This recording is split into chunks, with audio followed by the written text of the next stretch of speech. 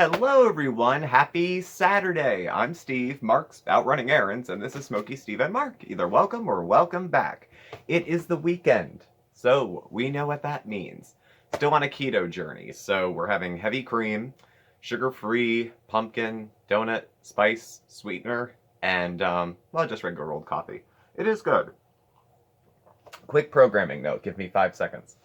Later today I'm going to kick out, I think, another video to cover days 10 and 11 of the 14-day keto challenge. We didn't get one out yesterday because we had a live stream last night, which went very well. Thank anyone who came. And I want to be able to check in later today because we're doing coffee talk right now. So keep an eye out for later in the day. That should probably come out. Okay? So today, we are again going to check in with our fair lady, Chantal Marie, Foodie Beauty, Big Beautiful Me. And I've done my best to work on the glare that might be coming off from there, but I am blind as crap, so if I don't have it on, I can't see. Now, she's had an interesting week. You'll notice I'm a little dressed up because I am reviewing a star. Yes, a full-length 2-hour documentary has been released about our friend. And that comes a little bit later in the week, so we'll start where we left off and then we'll work our way up to there. But I wanted to be dressed for the occasion because I've never done something so lofty. So let's see. Where we had left off, she was going dumpster diving and found those gift cards that had absolutely no money on them. And that was she was dumpster diving, I think, at the beginning with Pete's, and then he got cold and annoyed and didn't go with her anymore. And then she picked up a bunch of little things. Like, she didn't dive into the dumpster, she peered into the dumpster and went through a few bags. Got some gift cards, a shopping bag, and that looks like pretty much it. So, next video. Mafe, I think I'm saying this right, mukbang, and Dr. Sleep movie review, plus dumpster dive haul. Now, first thing I have to say, she's looking a little rough in this video. Not a shot at her. It looks like she just got, well, okay, it's a little shot at her, but there's a reason. It looks like she just got out of bed. Now, the disparity is what's noticeable. She's not obligated to look any damn way to come on camera. It's her channel, and she can do what she wants. But often, she comes on heavily made up. You know, full makeup, which I think she does a nice job with makeup. She can do a good cat eye, I think. Hair done this way, done that way. This one, her hair is kind of fallen this way. She's all puffy through the eyes, like she just got out of bed and sat down to a plate of West African food. So, I mean, that's the first thing that I had noticed. She's also a little wheezy, according to her, which she directs towards a family history of asthma and maybe allergies, and as an afterthought says it could be because she's closing in on 400 pounds. She does give the recipe. I would have rather watched the cooking part of it. Again, the parts of Chantal I like usually have nothing to do with weight, food, mukbangs. I could watch her cook. I watch a lot of people cook. She talks about how she was tired because she was up from morning till night. Oh, that's precious. I get up from morning and stay up until the nighttime a lot. A lot of us do. It's kind of a people thing. I take naps. I'm not perfect. I'm not, but most days I get up around when the sun comes up, and I go to bed a little while after it goes down. So, just to say. Now, apparently, she did go back into the dumpster with a friend named Angie, and Angie she's known since elementary school, as far as Chantal says, and apparently Angie is not only smaller, but more ambitious, because Angie comes out with quite a bit of good stuff. They must have went back to the same dumpster, because she got like 30 bags of Rolos, expired candy, some O. Henry bars, cologne, a candle, a can of mousse, a cat scratcher, a bunch of dog toys. To my knowledge, Chantal doesn't have a dog, but she said her friend did, so okay. And I think she misspoke, because this would have got more attention. She said the Rolos expired August 31st, 2009. Yes, I had to play it back, because Mark heard it and I missed it. I think she meant 2019, because that would make him a few months old, not a decade old. Let's see. Now, she goes in for the beauty bite, as she's having her mafe, if I'm pronouncing that correctly. And she's got this new thing where she has this little tick right after the beauty bite, which sounds like a cat sneezing. I mean, Mark had something to weigh in, and we all know Mark is very succinct. And actually, he mentioned it on another beauty bite. His quote to kind of sum that up was that it was stupid ass bullshit. So that's what Mark had to say about that thing. He thought it was particularly annoying, and honestly, I think it's the most annoying part of her videos this week. Let's see. Yeah, she gives the movie review. It's a movie review, whatever. Uh, she said pretty much her friend did all the work with the dumpster diving. Chantal drove, held the flashlight, held the lid, and put it in the car. Uh, she's going to tell people the food is expired before she gives it to them. She's not going to donate it, which I think is a smart move. I think that's a matter of dignity, and my mom works at a food pantry, and I don't think they're allowed to take expired food either. You know, it's not safe. It's not best before. I mean, like, do not eat after, I think is the direction that goes. So she says she's safe with those, though, because she doesn't have a sweet tooth, and she's going to bake them into cookies and give it away. I hope the people eating the cookies also know that this stuff was expired. No more dumpster dive for a while, and no, dumpster dives for a while, and she's going to do home-cooked meals. So, no more fast food. Not said that exactly, but more home-cooked meals. Which brings us into the next video, which is Harvey's Big Harv Double Cheeseburger and Crunchy Onion Rings. Harvey's is apparently a fast food chain in Canada. So she said she had a craving and didn't feel like cooking, maybe tomorrow. So I guess she's feeling a little lazy. She does the beauty bite with that tick again. It's not the kind of tick like, I mean, sure, Chantal has co-opted mental health and physical health concerns to garner attention and sympathy. I don't think she's making fun of anybody with like an actual tick. I just think it's stupid. So, she starts to go into the story of my life thing, which she's talked about a couple times doing, and this is where she goes. And she goes from conception into adolescence, pretty much. The one thing I noticed when she's talking about conception, she talks a lot about her mother's life, and that's part of her family history. And I guess a part of her life, but it's a lot more a part of her mother's life and how her mother and father met and things like that. I guess it's a matter of choice, or how candid her mother, you know, was with her growing up. I understand she said her mother was a very young mother. Excuse me, I'm getting parched today.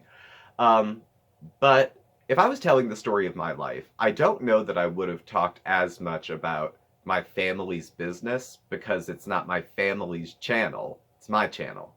So I don't think I've ever asked my parents about my conception. I don't think they've ever told me the story of it, but again, different boundaries, different families. I'll take that into consideration. As a personal choice, I think if I'm telling a story about me, I would try to keep most of the focus on me, and tell stories about myself. That's not to say I haven't told stories about other people, but usually it's the kind of folks that are a little more free and open about sharing information about themselves. So it's a bit different, I think. But again, families are families, families are different. So that was just my perspective. And that was pretty much it. She just told a bunch of stories. The next video, she did cook. She made homemade meatloaf dinner and mukbang Q&A. So Mark and I did Q&A last night. Q&As are fun. I gotta say, if you're a creator, Q&As are fun because we reveal all this deep stuff to everybody sometimes. You know, I'm looking at her thinking true or otherwise. And people have questions about stuff that you never think to bring up, like ever. So those are kind of fun.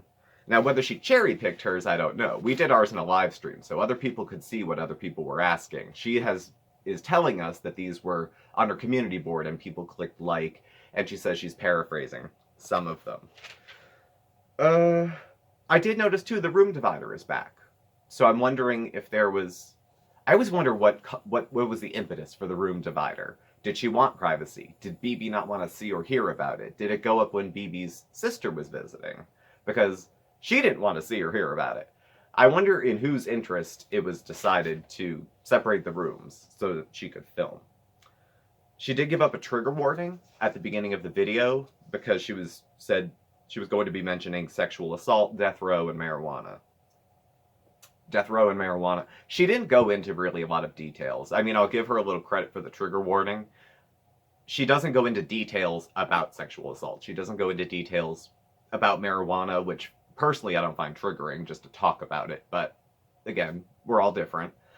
Death row, she doesn't talk explicitly about execution the way she talked so graphically about cults in the cheese board pink wig mukbang, but she did bring it up briefly. So I appreciate that she put that out there. It's probably more on her end to cover her own ass than it is to give anybody else a heads up, but good looking out on her part.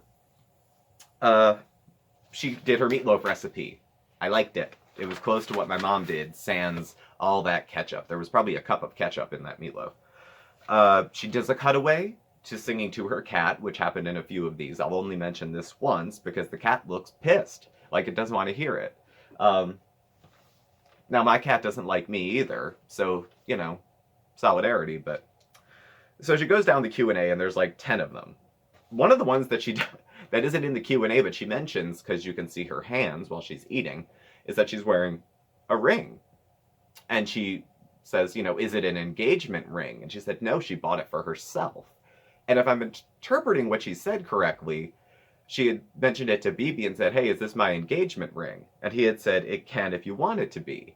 Now, that could go a couple different ways depending on how you interpret it. It could mean, I've been waiting for you, so yes, or it could mean, what effing ever. Whatever you want to think about it. So, no one knows what two people are like off camera, but from what you can see these two people are like on camera, I'm guessing which way his response was directed. So, yeah. So as the questions go down while she's having her meatloaf, which she burns her mouth on in the beauty bite, what was her, you know, death row meal? What would she eat? Of course, the first question was about food. Do BB and her have a date night? No. Have BB and Pete's, are they friends? She says no, they've never met. Now, she lived with Pete's, or was with Pete's, for a number of years. Not 2, 3, like 7, 8. And she's been with BB, I think, an equal amount of time. Why have they not... It didn't even come up, like, not once, that they met. And that's either speaks to a great level of communication in their relationship, and good solid boundaries and trust, or it means one or the other one of them doesn't give an F what the other one does. Again, I'm just looking in from the outside. I can speculate what might be going on. I have an idea, but that's what it looks like to me. I didn't, and I'm not going to hold her feet to the fire on this. One's an ex, one's a current person. I was always hesitant. Now, I did this when I was in my 20s because I was an immature, lying, drunken piece of whatever. But I didn't want my exes to meet each other. I didn't want my current partner, whoever they were, to meet my exes. Because if you can believe it or not, some people lie. And I used to tell, even if it's not lying, you tell one person one thing and you leave the detail out there. You tell this person, I used to do this and this and that, and the other ex. You don't want them to compare notes, so you don't introduce them to each other, because you don't want them to figure out that you're completely full of shit. I've had that happen to me before. I don't know that that's her motivation, but if they're not comparing notes now. If there is any misinformation that one knows and the other doesn't, it hasn't run into each other in 8 years. That seems calculated. It seems way out of bounds that they never would have met in that amount of time. So, let's see. They've never met. She has a sexual assault video that she did and she took down, and she's considering, someone said it could help people, could you put it back up? I see this a couple different ways. One, I've done a sexual assault video 1,000 years ago. I think it has 130 views or something. They're hard to do. I did it right when the Me Too thing was coming out, and it's hard to talk about. It's very vulnerable, and it doesn't get, mine didn't get monetized, because terms and conditions with YouTube, it's a volatile topic. So not a lot of advertisers want to throw money behind a rape story, and I can appreciate why. So on one hand, it's a tough topic. She might have put the story up and taken it down because it was a lot for her. That would make a lot of sense. That would be perfectly understandable. On the flip side of that, if those stories don't get monetized, the only reason you put them up there is to maybe get it off your chest a little and to hope someone else can connect with your experience. They're very altruistic reasons. Is Chantal the kind of person who does things just for the benefit of others and for no self-gain? Maybe that's why it's taken down and put as private. Because, no. So, it was just a thought. Just a thought. She does mention kids. Someone mentions, you know, do you and BB talk about marriage or kids? And she mentions the surgery she's going to be having, which is more and more becoming less and less invasive. At this point, it's an exploratory surgery that could end in a full hysterectomy. It is not out the gate a full hysterectomy. So it sounded very serious at the beginning, and now it's not backpedaling, but now the reason for the surgery is not go in and suddenly she won't be able to have children and she'll go into immediate menopause. It is much different. Still scary, surgery. You know, I get that you might be upset about it, but the explanation of it is a little bit different. And I'm not asking for her explanation. She's offering it, and it's changed a little. So, she mentions children, saying she doesn't know if she would want to adopt children, and that she doesn't know if she's, like, psychologically stable enough to raise a kid. That is probably the most responsible thing I've heard her say. And frankly, I'm kind of in the same boat with her. I have challenges with my own mental health. And not that I would, you know, I think I would be a bad parent, but it's another part of my life that demands a lot of attention, and children demand a lot of attention too, and they need it. So if I have an area of my life that involves me having to take a lot of time for myself, it is kind of, on one hand, it's like kind of selfish to try to bring a child into that when you can't give them your proper attention. On the other hand of being selfish, I have no responsibilities because I have no children. Not none, but you know what I mean. That's kind of selfish too. So it could swing either way with that, I guess. Now then there was some drama, and I think of getting the timeline right because we know Chantal deletes videos.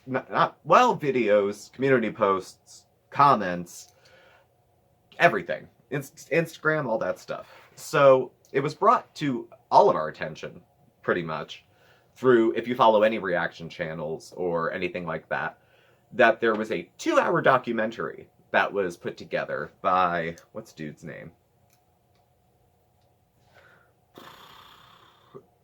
Oh my god. Toad McKinley, okay? 2-hour documentary, which when I found out about it, I watched probably an hour and a half of, and caught the other half hour later. And it's a complete timeline of Chantal from the beginning of her channel up to present, pretty much. Present as of the release of the video, so like the last few days or not. And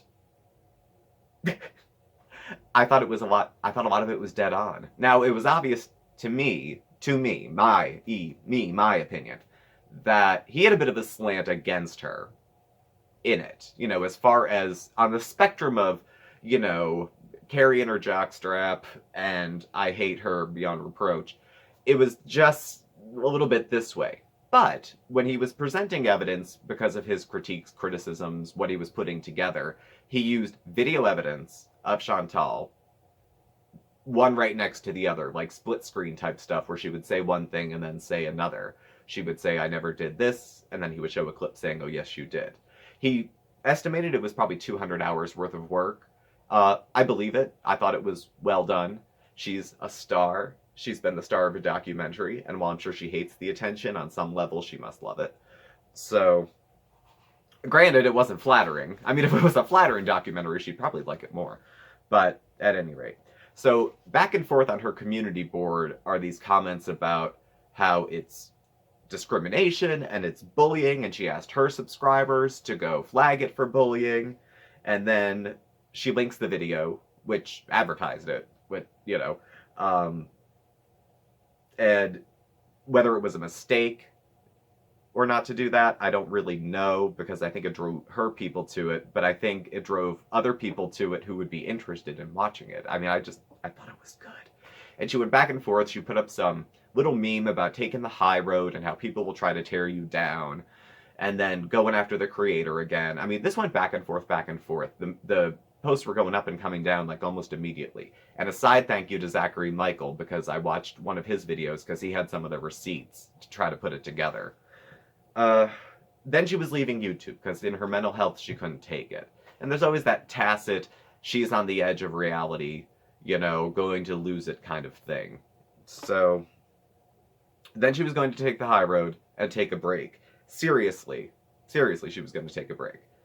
And then she was filming another eating video within a very short period of time. Like, all of this happened, like, overnight into the next day. It all went really quick, and then all of the community posts, like, went away. So, bottom line with all of it to me is that she got pissed. I mean, she got pissed from not flattering attention. And I learned a whole lot about YouTube's strike system, and how that whole thing works, and how Chantal seems to use it liberally, try to put people over a barrel. Apparently, when you strike a person, if they want to counter it, personal information has to get divulged. And I wouldn't want to give Chantal my personal information. She would dox me, or I would be afraid that she would. So it's a way of kind of backing people off into a corner so that they will try to leave you alone. I don't. And then, as if this didn't need to be capped off, the last video, fresh deli turkey cheese sandwich with, oh god, chips mukbang. In the very opening, she reaches in and she wears the same thing she wore on, what was it, Thanksgiving? That black speckled thing. Pulls her bra off, sniffs it, and throws it to the side. Now,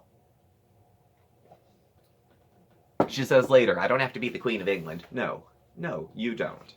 But you can't make a joke out of yourself and expect people not to laugh. Okay? I mean, that it is what it is. You know, at this point, by the way, my back still hurts, so I'm still a little ornery. I can't believe that someone would be so surprised that they would get negative feedback to such obviously contrived behavior. It's like, I'll show you guys. You guys don't like it? I will go over the top and show you how big and out of control I can be. That's very, juvenile, actually. I think she has a little bit of insight because she's doing it out of spite, but it's kind of like, I'll show you, I'll hurt me. You guys don't like mukbangs, I'll do one every single day. Who are you screwing over? Me? 60,000 people who are subscribed? The 20,000 people that watch the video on your channel, or the 70,000 who've watched it on a reaction channel. Like, there's no winning with this type of thing. Just, do I have any pride? So, she was going to drink gravy to troll people because there was a response to one of her 1,000 I'm being bullied, life's unfair, I'm on the edge, back and forths on the community board, where the response to her thing from the creator of the documentary was, have a gravy and calm down. Flashing back to the time that Chantal talked about going through the drive-thru, getting KFC wings and gravy, and drinking the gravy. So this is not, a shot. Like, the stuff is being pulled from information she has shared with all of us. So it's not as though people are digging into her life and dragging things onto YouTube. This is what she has shared with us. And when you lay those things like one next to another, and you put it back in it to her, and she gets upset about that, well, the truth and a lie are not sort of the same thing. Everything does happen in context, and we're all probably, I hope, a little bit different than we were 2 years ago. I'd like to think we all grow and learn and are inspired over a period of time. But, I mean, some of the same crap, the videos from 2 years ago, she's talking about the same surgery, and cutting back on mukbangs, and saying she knows what she's doing. And that you don't know what I do off camera. I eat well off camera. And she's visibly heavier than she was a couple years ago. She doesn't even look like the same person. So, the only thing I agreed with her on very little during this video. Aside from meeting her halfway on the sexual assault videos being down, when she was going into the last video with the sandwich she was eating, which was keeping her from going to Subway. She talked about shopping with her grandmother, going to the grocery store, and she said, why? What is it about buying cold cuts that brings out the worst in people? And yes, 100, I agree with her there. People at the deli are monsters. The people that work there, and a lot of the people in line. I agree 100%. So, I don't know. The whole week, I think, was kind of a mess. Granted, she might get a little more famous, because she was getting media coverage after the freaking cheese board suicide cult massacre, purple tablecloth and gym shoes show that she put on. But now there's much more there's much more footage of her follies. Those of us like me who jumped into the middle of her channel, I only started following Chantal after I started watching Zachary Michael, actually. And then I went back and watched some of her other stuff. So I got the chance when I watched the documentary to go back and catch up from the very beginning. And now, because there's videos there you can't watch on her channel because they're not there anymore.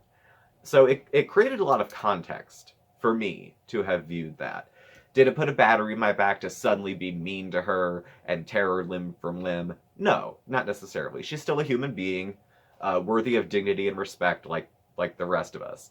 But we're all accountable for our behavior. And if we're putting on a performance for people, if we're creating, videos and doing things like that, I loosely call myself a creator because I'm kind of just sitting here talking. There's no little box here. I'm not using her footage. I'm just telling you guys my thoughts. But when you put yourself out there, you put yourself out there for scrutiny. And there's proper channels you can go to if you think people are using your videos incorrectly or you're being bullied. So if you strike someone for copyright and lose, then they're not using your videos wrong. If you strike someone or try to go after them in community things for bullying and it's rejected, that means you're not being bullied either. So if you're the only person who thinks you're a victim, that's on you. If you and the other people who you agree with you, which are the minority of people, have put yourself in that camp of everyone's out to get me, everyone's against me, we're all responsible for our own behavior. We all choose our behavior. We can do anything we want as long as we can live with the consequences. These are the consequences of the choices that she's making. I live with the consequences of the choices I make, and so does Mark, and so do you, and, we all do. So if she doesn't care for the backlash and the things that are going on with her, she'll need to look at what she's doing and her own choices. Does the whole world need to change to accommodate Chantal? Shouldn't we all be finding things funny? Yeah, we're all supposed to be laughing at that. And there's something hateful. We probably hate fat people if we think it's annoying. Because everything has to go back to hating fat people. I've been a fat person. When you get thin, you start to realize what was because you were fat and what was because you were a bitch. But me, I was the one. I was the bitch, not you. That's for you to come to on your own. So that's my diatribe today on Foodie Beauty. Thank you for watching. Please hit the like, the thumbs up. You can follow Mark and I on Facebook at SmokeySteveAndMarc or on Instagram at SmokeySteveAndMarc. Our email address and our contact information is listed below. Thank you all for watching. I will catch some of you later for the keto update of day 10 and 11. And Mark and I will see you tomorrow. Bye.